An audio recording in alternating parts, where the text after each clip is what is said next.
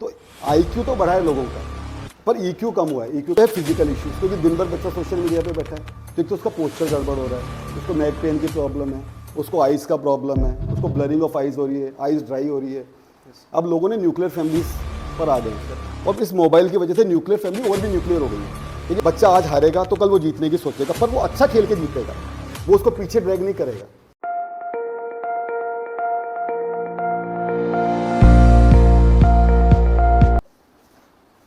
Hello everyone, I am Ranvijay Manawat. Welcome to our school podcast by AIN Public School. Today we are having a very special guest with us, Dr. Deepak Gupta, who is one of very well-known personality. As we all know that in today's fast-paced life, people are ignoring their health issues, including teenagers and also the students. Today, Dr. Gupta will give us a little tips about their health and well-being issues. Hello sir. Thank you so much. So thank you so much for joining us. Sir, can you please, before starting, can you please tell me something about yourself? Myself, Dr. Deepak Gupta. I am pediatrician. I have done my UG and PG from SMS Medical College, and after that, उसके बाद मैं पिछले 25 साल से last 25 year से मैं practice में हूँ, और स्पेशलाइजेशन मेरा इसी फील्ड में है। तो बच्चों का बर्थ से लेके एडल्ट होने तक, और एडल्ट होने के बाद उनके बच्चे होने तक का सारा सफ़र मैंने देखा हुआ है। तो किस बच्चे के क्या प्रॉब्लम है, उनके पेरेंट्स बनने के बाद उनको क्या प्रॉब्लम है, और उन्हें बच्चों को कैसे हैंडल करना है, और खुद में क्या क्या परिवर्तन लाना है, तो इसके बारे में मैं काफ़ी कुछ अच्छे से बता सकता हूँ। और मेरे खुद के 2 हॉस्पिटल्स हैं, तो मैं उन्हें रन कर रहा हूँ, और बस आप जो भी पूछना चाहें मैं बताता हूँ। Sir, one of my question is to you that why could you only choose the medical profession? I mean to say that lot of options you are having on that time, then why you only choose the medical line? जिस समय at that time, जिस समय हम लोग profession choose कर रहे थे, उस समय बेसिकली 2 ही प्रोफेशन हुआ करते थे। या तो लोग मेडिकल में जाने का सोचते थे, या इंजीनियर बनने का सोचते थे, ठीक है। अब उस समय जो पीक पर प्रोफेशन था वो मेडिकल प्रोफेशन था, और जितने भी बच्चे जिनको भी अच्छा ग्रेड्स आता था तो फैमिली प्रमोट करती थी, या तो आप डॉक्टर बने या इंजीनियर बने, ठीक है। और डॉक्टर्स को, क्योंकि बचपन में सिर्फ फैमिली मेम्बर्स के अलावा हमारा टच सिर्फ डॉक्टर से रहता है, जब भी हम डॉक्टर से मिलते हैं हमें बहुत अच्छा लगता है कि वो हमारी सफरिंग दूर कर रहा है। तो मेरा एक्सपोजर भी डॉक्टर्स के साथ था, स्पेशली पीडियाट्रिशियन के साथ। उन्होंने मुझे ठीक किया, बहुत अच्छे से बिहेव करते, तो मेरा अंदर से इंस्टिंक्ट था कि मुझे मेडिकल में जाना है। फैमिली का भी यही था कि आप डॉक्टर बने तो पब्लिक को सर्व करेंगे, क्योंकि मुझे नहीं लगता कि इससे अच्छा कोई प्रोफेशन है एक्सेप्ट टीचिंग। टीचिंग नंबर 1 पर है, जो कि सोसाइटी को बहुत इंप्रूव करेगी, और हम तो इंडिविजुअल लेवल पे करेंगे, पर सफरिंग हम बड़े अच्छे से दूर कर सकते हैं। दूसरा, मेडिकल जो प्रोफेशन है उसमें स्टेबिलिटी बहुत है, मेहनत है, और डे टू डे वर्किंग बड़ी इंटरेस्टिंग है, ठीक है। इसमें रेगुलर इनोवेशन हो रहे हैं। इसमें हम चाहे तो प्राइवेट सेक्टर में जा सकते हैं, हम चाहे तो हम गवर्नमेंट सेक्टर में जा सकते हैं। फाइनेंशियल सिक्योरिटी पूरी है, और हमारे को किसी तरह की कोई राइवलरी नहीं है। आज हमारे जीवन में हमें जो करना है सिर्फ पॉजिटिव करना है, हमारे पास नेगेटिव करने का कुछ नहीं है। तो मुझे आज भी इतने सालों बाद भी मुझे लगता है कि medical field is the best profession, और नोबल प्रोफेशन था, है और रहेगा। Thank you. Sir, my first question is to you that as we all know that today's students and teenagers are so busy on phone calls, social media. So sir, how could it affect their life? Basically तो मैं यही कहना चाहता हूँ कि social media का फ़ायदा भी है और नुकसान भी है। इसने सोशल मीडिया की वजह से हमारे बच्चों का जो समय वो चुराया जा रहा है। उन्हें नहीं पता, बच्चों को तो क्या पता, तो इनोसेंट ब्रेन्स थे, उन्हें गैजेट्स दे दिए गए, और गैजेट्स में इतना कुछ उन्हें देखने को मिल रहा है कि उनका ध्यान उससे डिस्ट्रैक्ट नहीं हो रहा है। अब वो रियल वर्ल्ड और वर्चुअल वर्ल्ड में जी रहे हैं। रियल वर्ल्ड तो था उनके पेरेंट्स, उनके दोस्त, उनके स्कूल के दोस्त और कॉलोनी के लोग, और बचपन से ही उन्हें मोबाइल पकड़ा दिया गया है, तो वो उस मोबाइल में बहुत कुछ देख रहे हैं। उस मोबाइल में देखने की वजह से वो जज नहीं कर पा रहे या डिसाइड नहीं कर पा रहे कि कौन रियल है और कौन रियल नहीं है। अब उन्हें जो ज़्यादा एंटरटेनिंग लग रहा है, जितना उन्हें उनका ब्रेन समझ पा रहा है, वो उसी को फॉलो कर रहे हैं, ठीक है। अब क्या होता है कि अलग अलग तरह की रील्स आ रही है, फिर कल्चर का एक्सचेंज हो रहा है। आज हम चोमू बैठे थे, कल हम जयपुर हैं, लोग आज यहाँ बैठे बैठे पूरे अब्रॉड, पूरी दुनिया, पूरे हर तरह के कल्चर को देख रहे हैं वो, तो उन्हें वो अच्छा लग रहा है। अब उन्हें पता भी नहीं लग पा रहा कि उनका टाइम किस तरह से किल हो रहा है। अब इसके काफ़ी साइड इफेक्ट्स आ रखे हैं। दूसरा क्या है, उनका क्या था कि जो पहले पेरेंट्स के साथ इंटरेक्शन था, या जो फ्रेंडशिप जो सर्किल था जिसमें उनका डेवलपमेंट हो रखा था, वो अब काफ़ी रुक गया है। अब ये एक तरफा डेवलपमेंट हो रहा है। एक तरफा मतलब मोबाइल वही दिखा रहा है जो वो देखना चाह रहे हैं, उसमें इंटरेक्शन नहीं है। वो गलत भी है तो उसे सही मान रहे हैं। पहले क्या होता था, जब लोगों में इंटरेक्शन था तो उनको समझना चाहते थे, सामने वाला समझाना चाहता था, गलती होती थी, झगड़े होते थे, आपस में लोग एक दूसरे से मिलकर सॉर्ट आउट करते थे, तो उनका डेवलपमेंट हो रहा था। तो आईक्यू तो बढ़ा है लोगों का, पर ईक्यू कम हुआ है। ईक्यू का मतलब इमोशनल क्वेश्चन। अब इमोशनल और जो दुनिया चल रही है वो ईक्यू से चलेगी, क्योंकि नॉलेज तो हर जगह है। आप कभी एक फ़ोन पे क्लिक कीजिए, आपको सब कुछ मिलेगा, और उसको अप्लाई कैसे करना है, उसको फॉलो कैसे करना है, उस पर कंसिस्टेंस कैसे रहना है, वो पॉसिबल नहीं है, क्योंकि ब्रेन वॉन्डर कर रहा है। ब्रेन कभी सोचता है कि मैं ठीक हूँ, कभी मैं ये देख लूँ, कभी मैं देख लूँ। तो वो क्या है, और दूसरा सबसे बड़ा क्या है कि पहले जॉइंट फैमिलीज हुआ करती थी, अब लोगों ने न्यूक्लियर फैमिलीज पर आ गए हैं। Separate. और इस मोबाइल की वजह से न्यूक्लियर फैमिली और भी न्यूक्लियर हो गई हैं, क्योंकि अब जितने लोग घर में उतने फ़ोन्स हैं। उस फ़ोन की वजह से डेवलपमेंट काफ़ी ज़्यादा दिक्कत हो रही है, तो मेंटल हेल्थ प्रॉब्लम बहुत है, बच्चे एंग्शियस हो रहे हैं, सोशल प्रेशर बहुत है, पीयर प्रेशर बहुत है, क्योंकि उन्हें लग रहा है कि जो दूसरे के पास है वो हमारे पास नहीं है। उन्हें ऐसी ऐसी चीज़ें दिखाई जा रही है कि जिनकी ज़्यादा तो ज़रूरत है, पर एक कॉम्पिटिशन सा हो चला है। लोग पोस्ट वही डाल रहे हैं जो कि बेस्ट है, वो उसके पीछे की रियलिटी नहीं दिखा रहे हैं। ठीक है, तो अब इससे क्या हो रखा है कि जो रिलेशनशिप है वो काफ़ी ज़्यादा डिस्टॉर्ट हो रखी है, पेरेंट्स की बच्चों की आपस में, फ्रेंड्स की आपस में, और इवन खुद से अपने आप से। वो बच्चा अपने आप को भी भूल चुका है, जो सबसे इंपॉर्टेंट पार्ट था कि उसे खुद से भी तो डील करना था, वो भी भूल चुका है।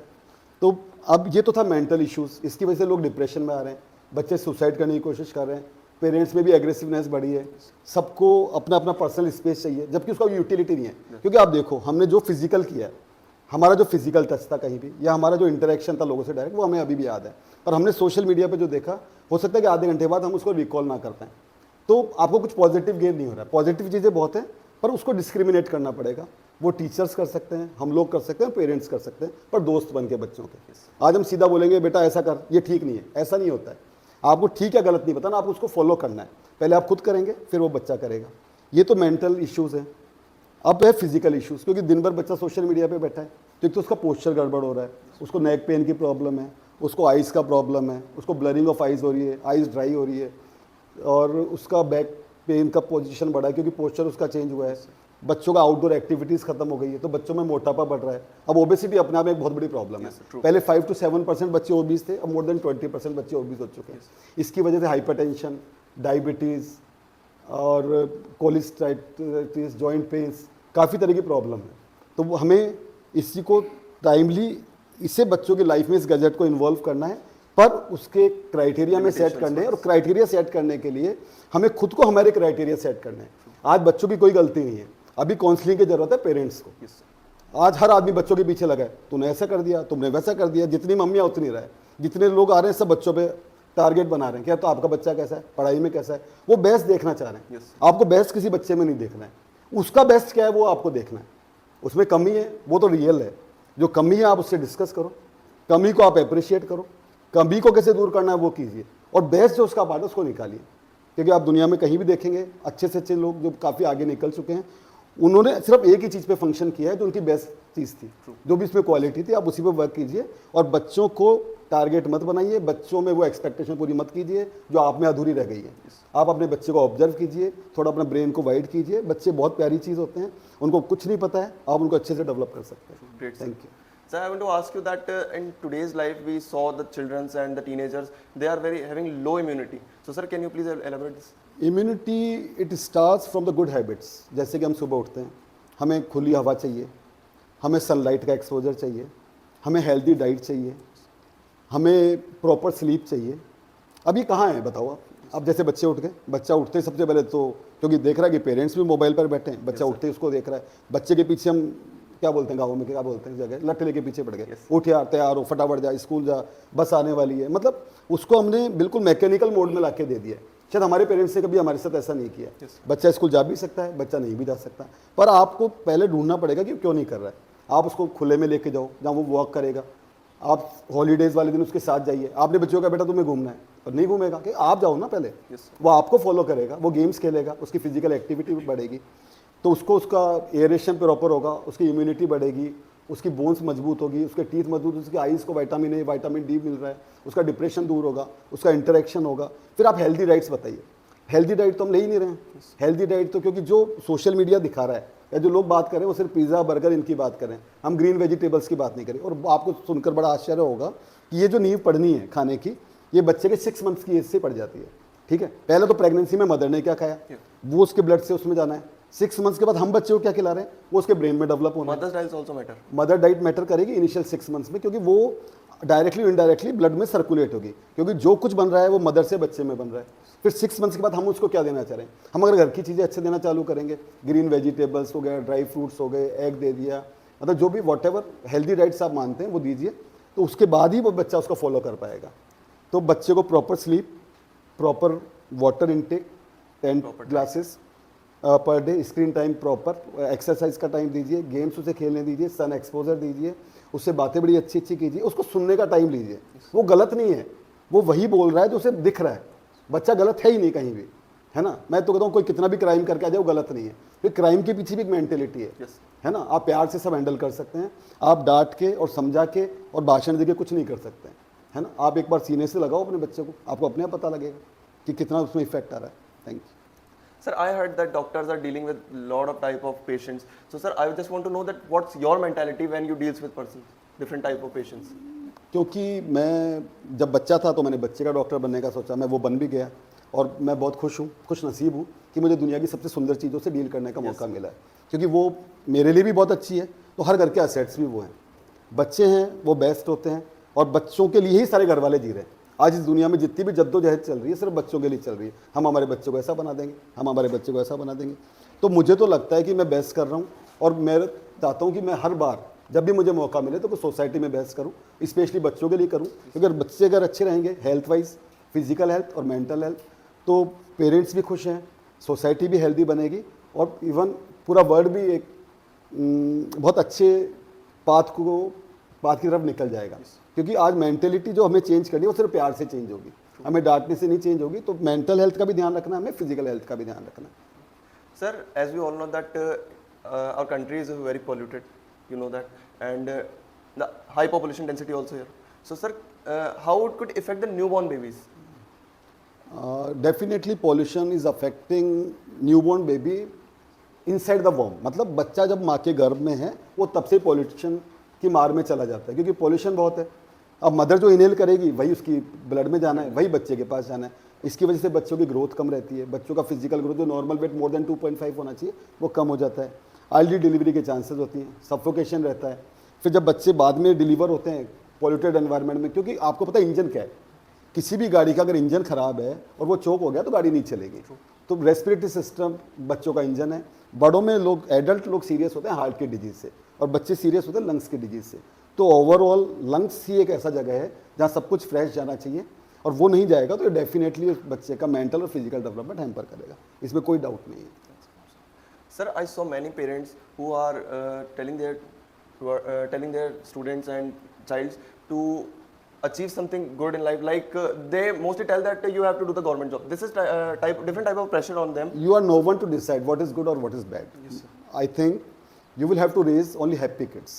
मतलब हमें सिर्फ खुशी से रहने वाले और खुशी पाने वाले और खुशी देने वाले बच्चे क्रिएट करने हैं। क्या तुम्हें लगता है कि आज एक स्वीपर खुश नहीं है? क्या तुम्हें लगता है कि रोड पर काम करने वाला खुश नहीं है? या तुम्हें लगता है कि अरबपति लोग ही खुश हैं? ऐसा नहीं है। हमने जो टारगेट बना दिया वो हम अपने आप को प्रोजेक्ट कर रहे हैं सोसाइटी में। अगर हमने बच्चों को ऐसा बना दिया, आप अपने बच्चों को हैप्पी बनाओ, वो आपके साथ खेलेगा, उसको बहुत पैसा नहीं चाहिए, खेलने में बहुत पैसा नहीं चाहिए, पढ़ने में बहुत पैसा नहीं चाहिए। आप उसको खुश रहना सिखाओ, उसके बाद जो है उसमें खुश रहना सिखाओ, उसको अपने दोस्तों के साथ मिलने दो, उसके साथ इंटरेक्शन होने दो, पेरेंट्स के साथ, इवन टीचर्स के साथ। आप देखना जब खुश जो बच्चे हैं, अगर हमने वो बना लिया तो हमने सब कुछ अचीव कर लिया। आप सोच रहे गवर्नमेंट जॉब है, गवर्नमेंट जॉब के लोगों को आप देख लीजिए, आप नीचे वाले को देखिए और ऊपर वाले को देखिए। जब आप ऑफिस में जो नीचे वाला बंदा निकलता है, अगर वो हैप्पी है तो जो ऊपर की पोस्ट पे बंदा उससे बेटर करके निकलता है शाम में, क्योंकि वो जिस कंडीशन में निकलता है वो उतना ही खुश होकर शाम को निकलता है। और जितने भी हायर लेवल के ऑफिशियल्स हैं उन पर इतना प्रेशर रहता है जिसकी कोई लिमिट नहीं। तो आप डील करना सिखाइए। प्रॉब्लम्स तो लाइफ में आएगी, आपको बच्चों को सिखाना, उनसे डील करना और उसमें खुशी को देखना। नेगेटिव देखना बंद कीजिए, पॉजिटिव दिखाना चालू कीजिए, बस सब कुछ अच्छा हो जाएगा। Sir, how sports is affect the life of teenagers nowadays? Sports तो हमेशा ही बहुत अच्छे थे। अभी जो लैक्यूना इस सोसाइटी में आया वो स्पोर्ट्स ख़त्म होने की वजह से आया है, क्योंकि स्पोर्ट्स एक ऐसी चीज़ है जो कि बचपन से एक तो आपकी फिजिकल हेल्थ अच्छी करेगा, पहली बात। दूसरी बात आपको डिजीजेस से दूर रखेगा। तो आपके जो बीच में स्कूल की छुट्टियां हैं, बार बार बीमार होना, हॉस्पिटलाइज होना, वो ख़त्म हो जाएगा, पहली बात। दूसरी बात, स्पिरिट से, गेम्स से एक स्पिरिट डेवलप होती है जिसमें कि दोस्ती भी होती है। लोग एक दूसरे से हारते भी, एक दूसरे से जीतते भी हैं। बच्चा आज हारेगा तो कल वो जीतने की सोचेगा, पर वो अच्छा खेल के जीतेगा, वो उसको पीछे ड्रैग नहीं करेगा। और जगह क्या हो रहा है कि लोग दूसरों को डुबो के आगे निकल रहे हैं, पर गेम्स में क्या हो रहा है कि वो खुद अपने आप ही परफॉर्मेंस बेटर कर रहा है। तो बच्चा फिजिकली भी टफ हो रहा है, मेंटली भी टफ हो रहा है। मेंटली टफ होने की वजह से वो आगे के सारे प्रेशर बहुत अच्छे से झेल पाता है और बहुत अच्छा सिटीजन बनता है। और मुझे लगता है कि गेम्स तो मस्ट है, गेम्स तो होने ही चाहिए। मतलब इवन आपको बच्चों को शुरू से ही सेलेक्ट करना है, और physical games must be essential part of their daily life. और उससे उसका स्क्रीन टाइम कम होगा, वो गैजेट्स पे कम जाएंगे, आपस में इंटरेक्शन बहुत बनेगा, और मेंटल डेवलपमेंट और EQ बहुत अच्छा डेवलप होगा।